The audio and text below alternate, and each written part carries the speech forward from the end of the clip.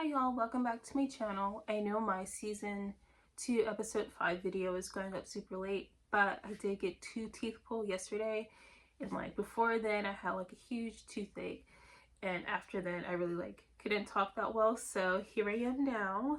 I'm here to give you my thoughts on the most recent episode of Rings of Power, which again, season 2 episode 5. So I'm not very satisfied with this episode, not as satisfied as I was with the past episodes. The previous episodes, we only had 4. So we're getting 8 episodes. This is episode 5, and I hope things get better from here because I was just not with it. So in Dwarf Land,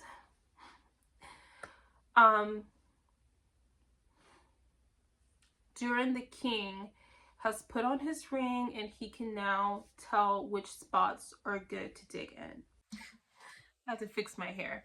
So he can now tell which spots are good to dig in, and he's telling his son or whoever's mining, hey, dig here. And so they do get their windows back. They say that now they're free of the sun's tyranny.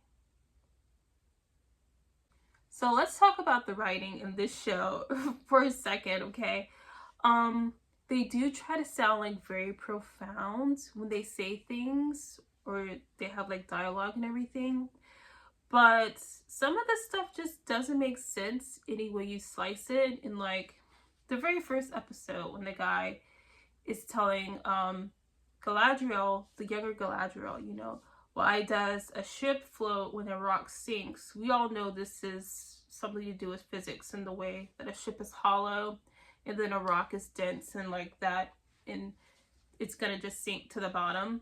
They try to make it sound so profound, and really it just didn't make sense at all. I feel like the one time we could have let it pass, but here is another thing that they're saying,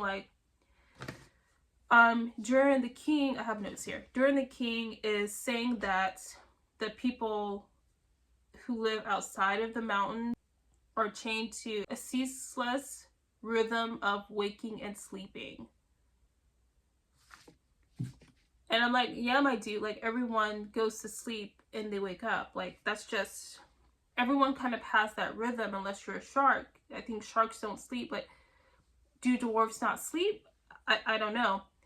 And you are still beholden to the sun, or it seems like a weird word. It's not like you owe the sun anything, but if the sun is not up, it's not shining on your mirrors to give you light. So you're still at the mercy of the sun. I don't get it.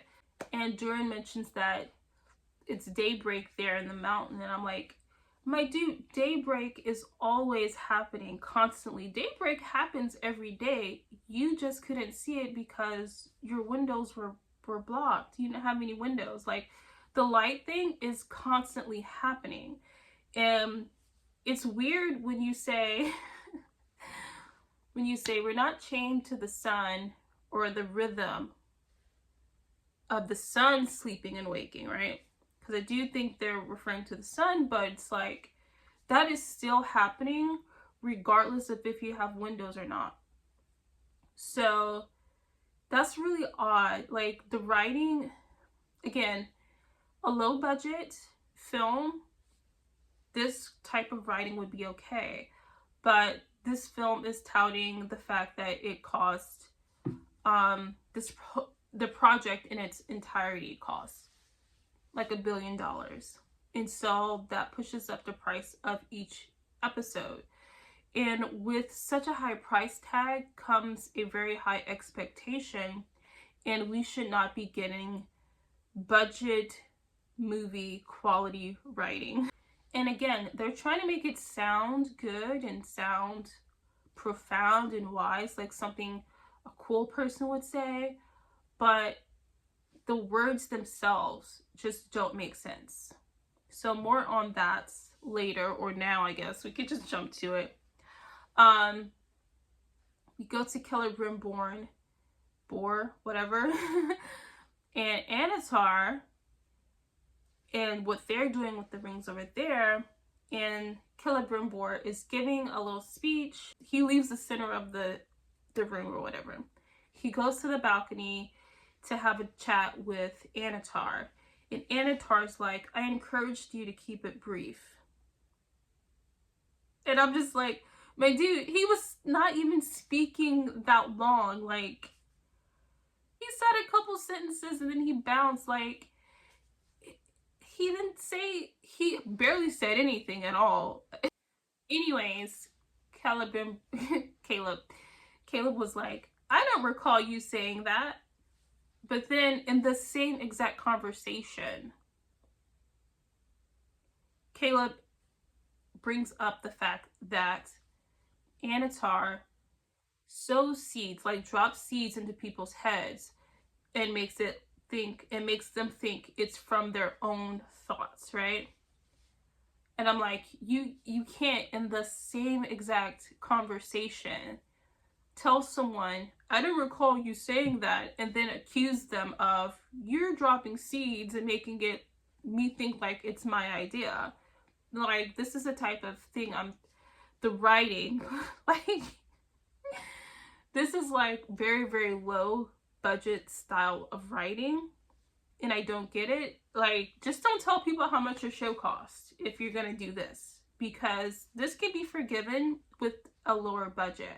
But when you start talking about our budget is like this high, well, we're gonna expect the quality to be this high. So now we get to Muriel. I have no idea how much soap operas cost, but Muriel is touching on Elandil.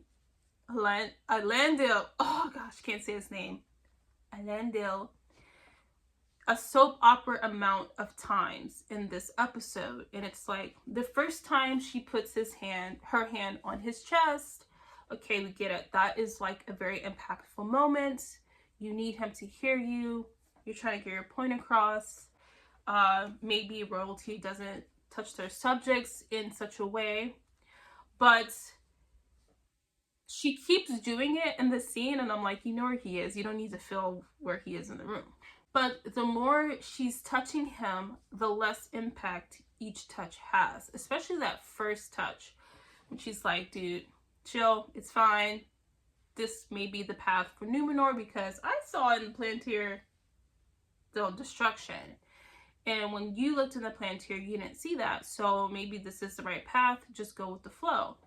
The sea is always right. She didn't say that. But I'm just saying, they missed their opportunity. But you gotta have that first touch and then just be subtle through the rest of the scene. Like, you can't keep doing it. It's gonna lose its impact. I feel like writers of a show with such a large budget would know how to do that. So let's talk about the Sea Guard losing their status. So, of course, Pharazôn is now in power. Him and his little son, whatever. I don't even want to say his name. And then also Elendil's daughter has also gained a position after overthrowing the queen.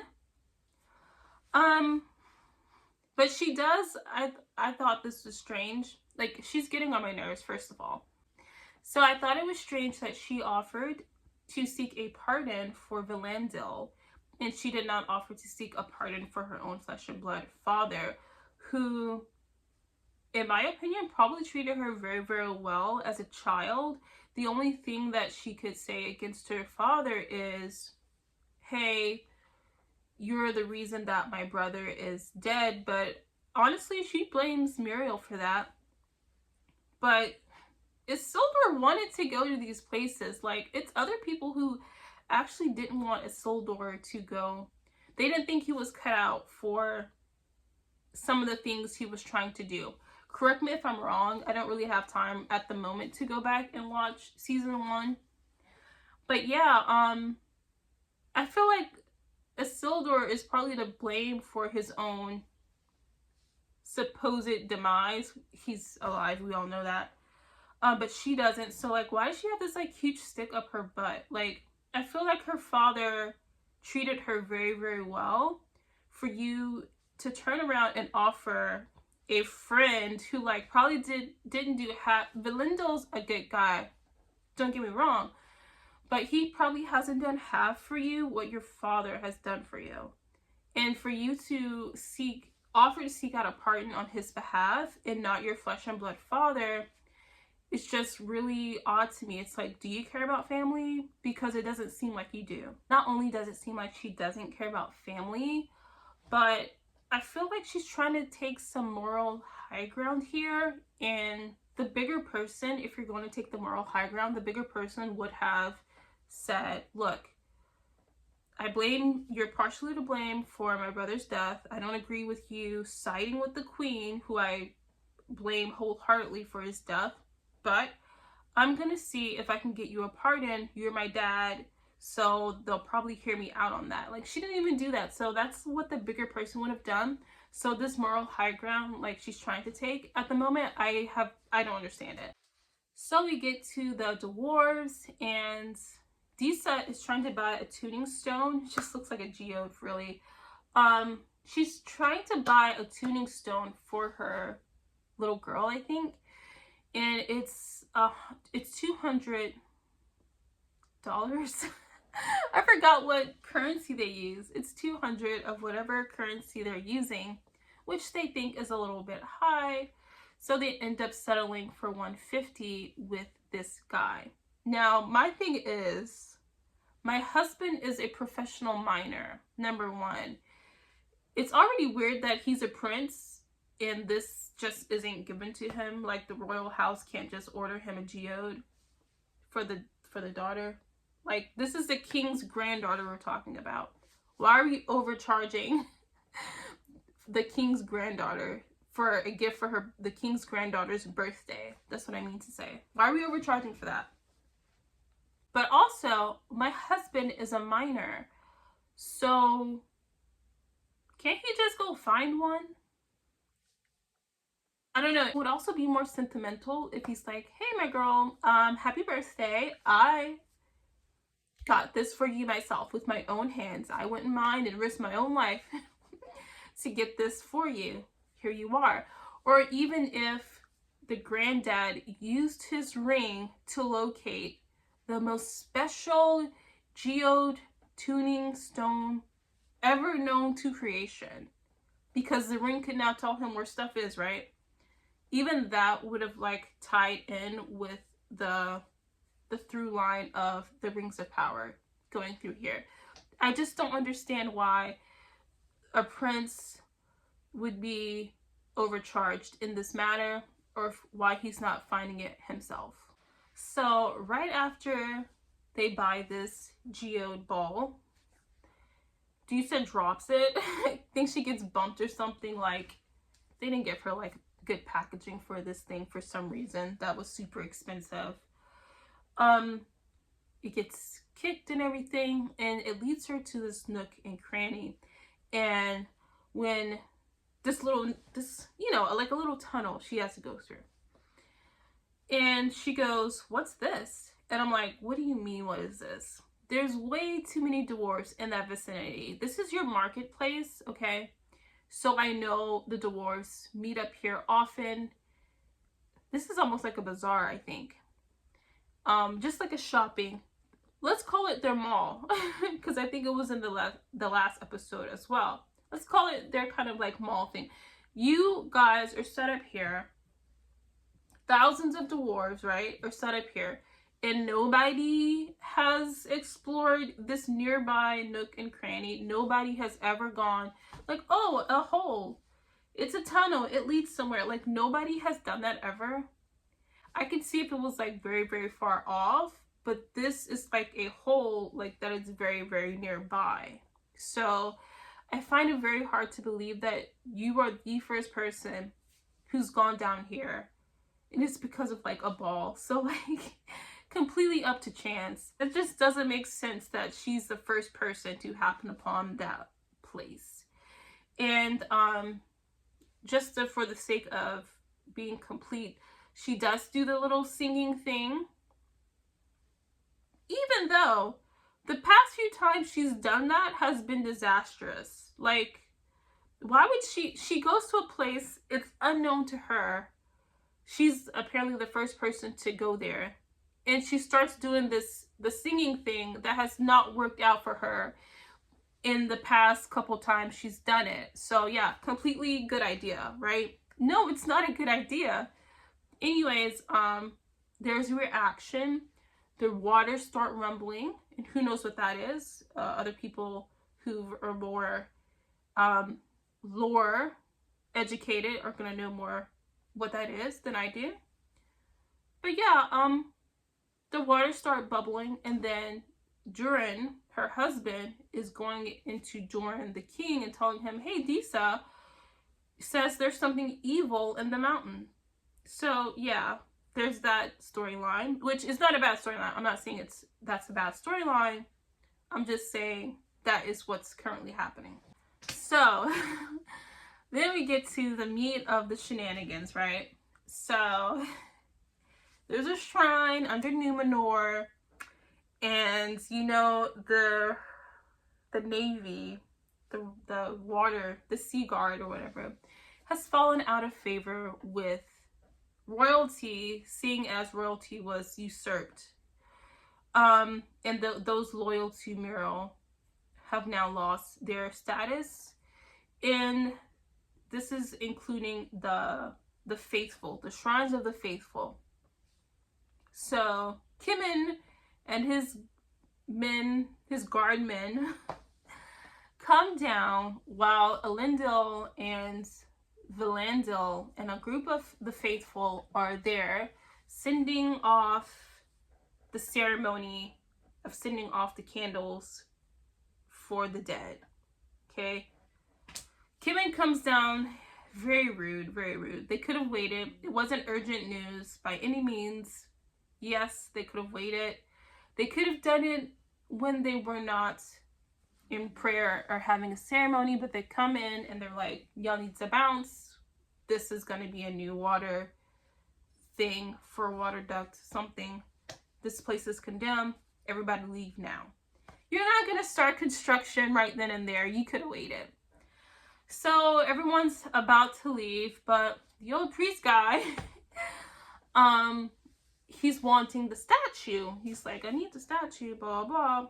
And Elendil is like, hey, give him the statue. But he says, give him the statue, boy, to Kimin. And I'm like, on what planet was that going to pan out well for you? You know, everyone, I know Kimin is vindictive. Everyone watching this show knows Kimin is vindictive. So in the world of the show, if onlookers know that Kimin is vindictive, then people who actually experience Kimin should know he's vindictive. So we don't call vindictive people boy in a very demeaning type of manner without expecting some type of repercussion for that. And up until this point, this seems out of character for Elendil, because Elendil is usually very wise, which no one in the show is really wise, but Elendil has been portrayed as being much smarter than this. So this seems like a contrivance. And I'm sorry, that is just cheap writing right there. So then Kimin is going to hand the statue to the old guy. Psych, he's not. Everyone knew how this was going to end. Kimin purposefully drops the statue and it shatters. Everybody knew. If the things happening in your show are obvious that is going to happen, it's not a surprise, it's not a twist, or anything like that, it's not good writing. Or let me say this, it's not expensive writing, right? Again, with the price tag up to here, the expectations are now also up to here. You can't have your price tags be here, your expectations be here, and then your delivery be here. This type of thing should not happen in this show in such an obvious way. But yeah, everyone knew that statue was never gonna make it. You can say goodbye to that statue the moment Elendil said, "Give it to him, boy." Like, come on. So then Elendil punches Kimin, which Kimin deserves. But then something very strange happens. The guards, Kimin's guards, hold back. They capture Elendil's arms. And then Kimin goes like this to, I can't even do it right. Kimin does this thing to the chin of Elendil. And I'm like, who wrote this man? Men do not fight like this. Men do not behave like this. And women don't either. So who wrote this scene? This, at the most, this is a wife beater move. I'm sorry, I don't mean to trigger anyone who's gone through domestic violence. This is not something that men do in a fight with other men. And this is not something that women do in fights. Who wrote this? Like, this, just, no one does that. No one does that. Oh my gosh, nobody does that. So yeah, the writing is just really, really cheap this episode. So then, that's not even the worst part. I'm getting to the worst part. Oh yeah, I don't tend to put spoilers alert on my videos, but all my videos are spoilers. We're discussing the show. Everything's a spoiler.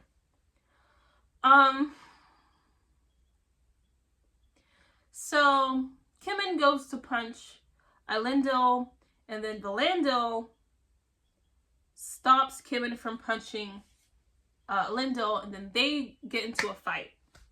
And I kid you freaking not, somehow Kimin gets the upper hand in this fight. And I'm just like, how? My dude, how? How? No. The scrawny little man of a... Ugh. Have you seen Valandil? He's like all muscle. He's very broad, okay?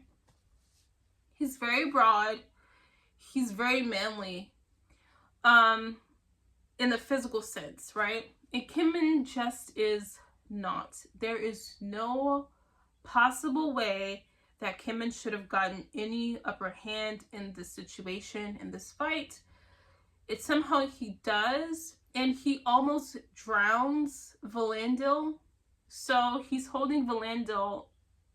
His head is underwater because it's like the pool. So they're not in the water. But I'm like, anybody who's watching the show could see where Valandil could just drag. He himself can escape into the water, or he can drag Kimin with him into the water, thus taking away any leverage Kimin has, even though Kimin should never have any leverage at all. But it's such an easy thing when you're viewing the show to be like, why don't they just both go into the water? Like, Valandil could easily drag Kimin into the water, and Kimin would lose all of his leverage. He should have never had. This is such bad writing. Like, I feel the writing is not up to par on this episode. And I know everyone else is like, the writing sucks, like, on all the episodes. But I really feel it. Like, a lot of it, I don't even mind because I'm not very picky. But I really feel the writing is very cringe on this episode. So then, Valandil does get the upper hand again. No one goes into the water. But Valandil's curls are all wet. Yeah. Anyways, so Kimin pulls a sword on Valandil. So Valandil takes his sword. Like, you took his sword, but you couldn't get him off of you. Whatever. Valandil takes his sword and is about to shish kebab this guy. And Orlando is like, Orlando, no! I'm sorry. Can't do impersonations, but so Orlando doesn't, I hate when that happens. Orlando doesn't kill the guy. The thing about this is, I hate when this happens because in Acolyte, if you watch Acolyte, Osha tells Saul not to kill Khmer, okay? And then next episode, she has a lightsaber to Khmer's throat, okay? And then season 1, Galadriel tells Halbrand not to kill Adar. Then, if not the next episode, maybe the next scene, Galadriel is threatening Adar. And I'm like, I'm so sick of... I just know Orlando is gonna, like, kill Kemen. Probably the next episode. Not sure when. But he's running from something on the horse when he looks into the Palantir. He probably killed Kemen and is running. And to be honest, that's what I thought they should do. I thought that maybe the rest of the guard would be running away because they killed Kemen or whatever. They rebelled. And maybe that would lead into the Men of the West type of storyline. Not that that's where that should lead, but the show does things that it shouldn't do anyway. So if you're going to do that, then, you know, I could see the show doing something like that. But no, they kill Orlando. Did I skip ahead? I think I skipped ahead. Yeah, so Orlando's like, no, Orlando, don't kill him. So Orlando drops a sword. He drops his sword like right there by Kemen. And then he walks away. He turns his back.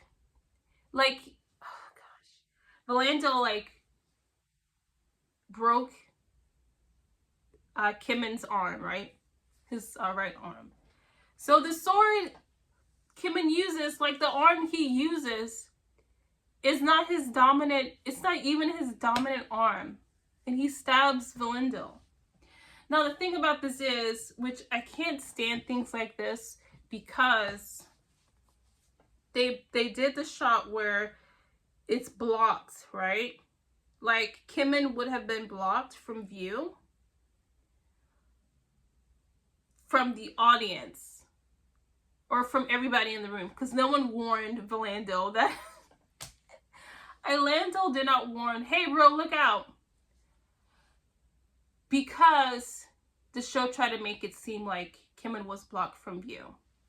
Now, this is very, very cheap. I hate when this type of thing happens, because if you go back and you watch the show, there's like a lot of frame that's open, and there's no way that Orlando would not have seen Kemen coming up behind Orlando, and he would have been hurt as well. So the sword is like, would have scraped the stone floor and made a sound. One of Kemen's arms is broken. He would not have been able to get up stealthily or easily by any means. He probably would have grunted, but he would not have been able to like kept in one straight line of vision, which was in order to be blocked by Orlando. And there's so much space on this side and this side. If you go back and watch that scene, he would have swayed this way or he would have swayed that way in order to have been creeping up behind Orlando. But the audience never sees Kemen, and also Orlando never sees Kemen for some reason, even though he should have been perfectly viewable. So again, the cheap shots with the writing, man. And then after Orlando falls, the next shot you see of Kemen is him leaning a good ways away on the pillar behind him, the column behind him. He's just leaning there. He's so far away from Orlando. This is this is not good.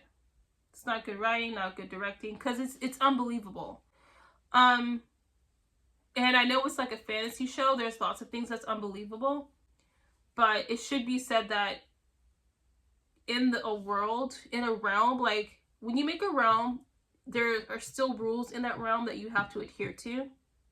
And that's what people mean when they say something is just like unbelievable or it's not realistic. Even when they're talking about like this fake or supernatural or fantasy type of show or media or what have you. That's what people mean. Like, you still have to obey the rules of that world. And a fantastical show is just a show saying that, hey, imagine a world like our reality if it had dragons or magic. The base is still our reality, right? And so things have to make sense based on the reality that we're living. So anyway, Valandil is dead, and I was not happy about that whatsoever. My thoughts is that just like Brownin,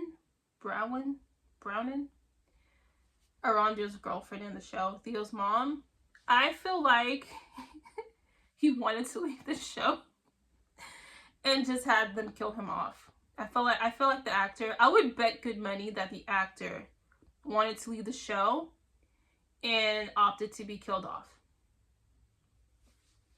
Because otherwise it doesn't make sense. And this is a side note, right? They tried to thirst trap us with Halbrand so hard. It's like Annatar is not hot, Sauron is not hot, but also Halbrand, the human, is not hot. Like, this guy is not a thirst trap.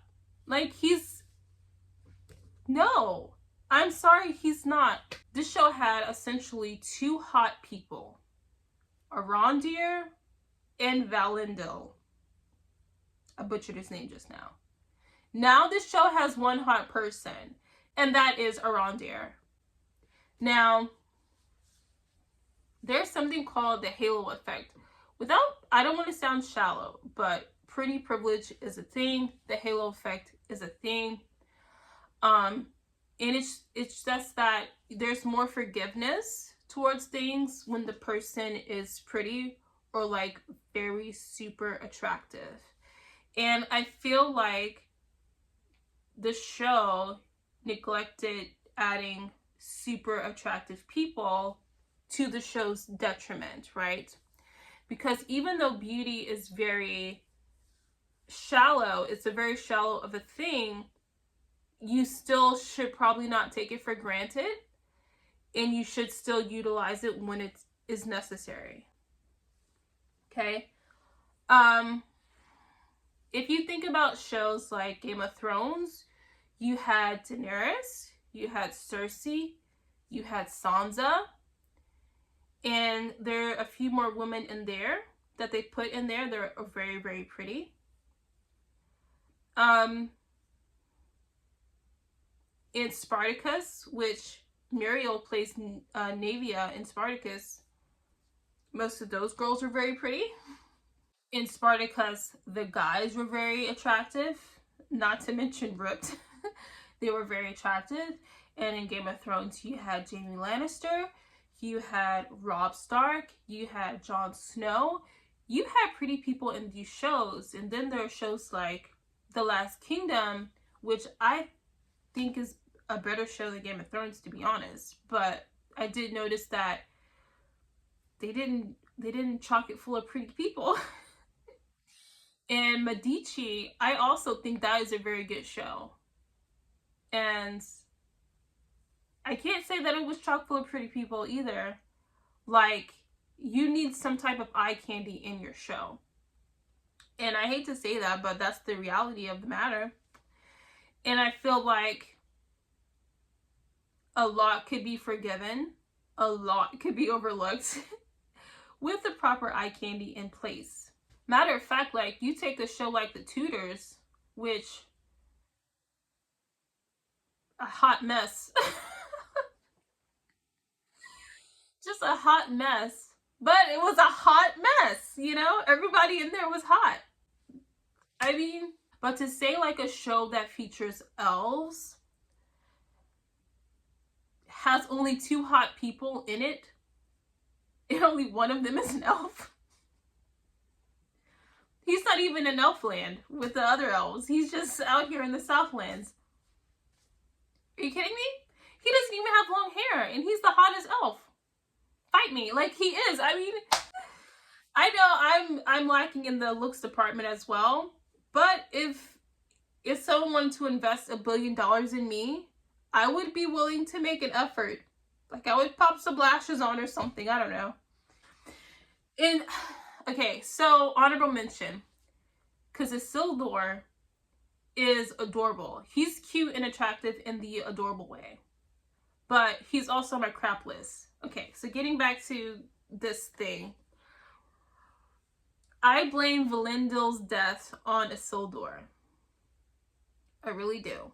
Because when Kemen tried to light those ships on fire, he actually did. Because Isildur is so selfish, he covered for Kemen. So Kemen was not exposed for the rat that he was, and now Valindil is dead. So I blame Isildur. Now,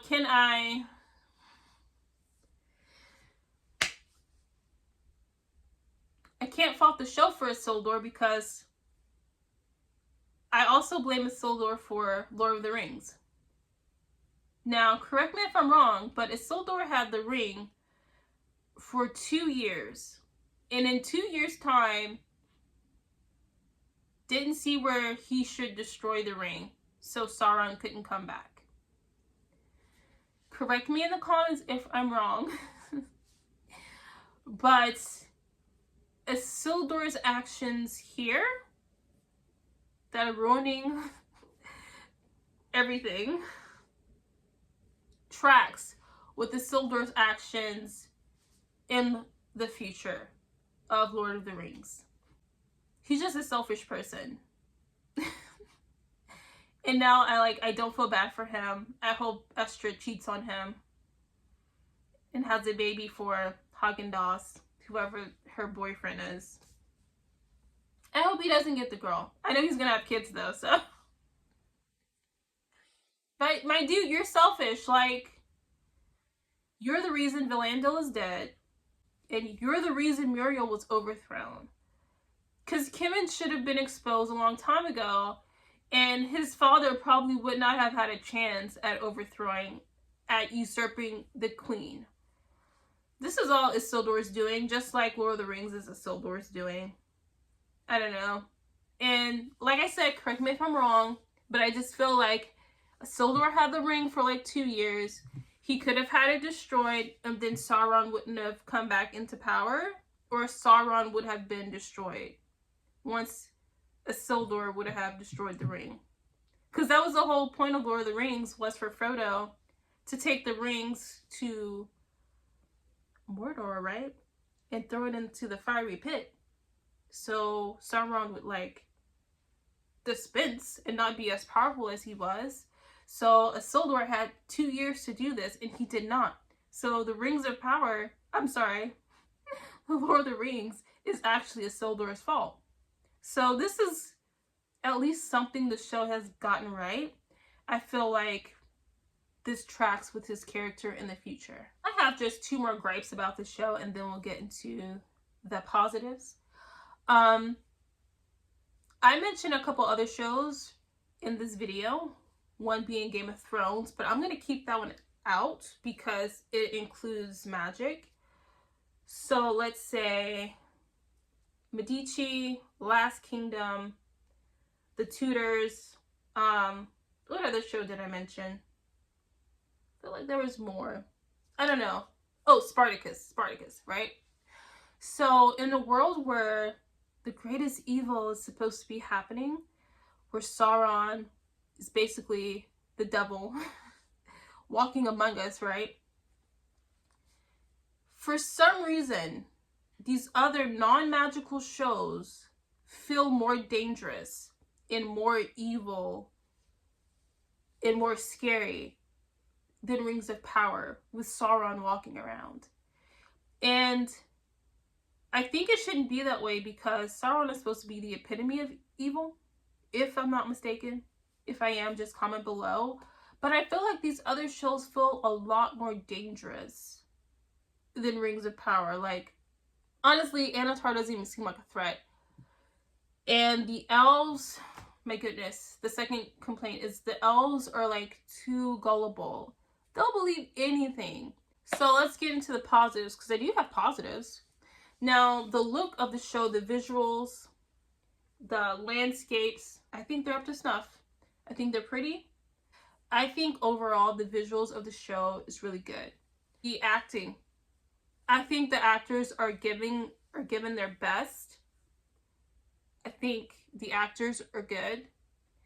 I think the dwarf storyline is very good, or it's the best.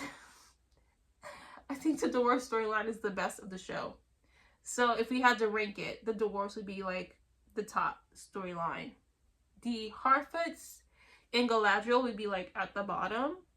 Everyone else kind of falls somewhere in between. The last positive I have for the show is wardrobe. I like fashion. When I watch a show, like, I'm very into the fashion of it. So if you remember that show called Reign, which was another hot mess, completely historically inaccurate, but the clothes, right, were so good. I'm the girl who's watching like costuming videos about the costumes of movies and things like that. So I take note of the wardrobe. And in this episode, I think the wardrobe was really good. And I will try to insert some pictures of exactly what I'm talking about and the things that I like with the wardrobe in this episode. So yeah. Valandil is dead. That's a huge blow to me. Because I was kind of... There's not many characters to root for in this show. I was rooting for Rondir. I'm not rooting for Isildur anymore because he's getting my nerves.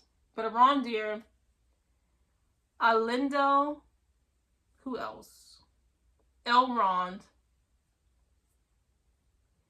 And, you know, I was hoping that Valandil would make it. But he's out. So I just have Rondir, Elendil, which Elendil is going to die in the battle with Isildur when Isildur takes the ring. And then Elrond is in Lord of the Rings, so he's not going to die. But Arondir is a made-up character, so he could die. I hope he doesn't. But yeah, there's just one less person to root for. And he was, I'm not gonna lie, he was some eye candy.